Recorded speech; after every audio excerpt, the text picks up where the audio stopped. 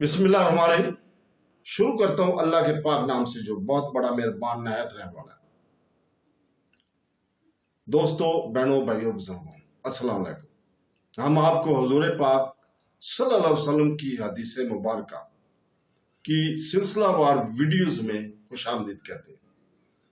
ये हमने सफर हदीस मुबारक की सबसे मुस्तनद सही बुखारी से शुरू किया हुआ है।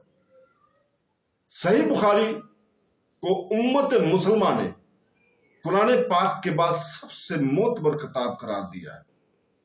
हदीस नबवी महज अल्फाज का बयान नहीं है, बल्कि हदायत का चिराग है, सुन्नत का दरीचा है और रसूल पाक सल्लल्लाहु अलैहि वसल्लम की अबदी हिकमत की याद दहानी कराती है। दोस्तों, बहनों, भाइयों, बुजुर्गों, हदीस नंबर 38 हजरत अबू हुरैरा से रिवायत है। उन्होंने कहा, रसूल पाक सल्लल्लाहु अलैहि वसल्लम फरमाया, जिस शख्स ने अपने ईमान की पेश नजर हसूल स्वाब के लिए माह रमजान के रोजे रखे, इसके तमाम गुज़श्ता गुनाह माफ कर दिए जाएंगे।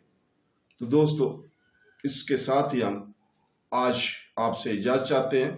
कल तक के लिए, कल इंशाअल्लाह ताला हम इसी वक्त आपके सामने आएंगे और हदीस नंबर 39 को बयान करेंगे और अल्लाह ताला से दुआ गो हैं कि वो हमें हदीस मुबारक को समझने और इसके ऊपर अमल करने की तौफीक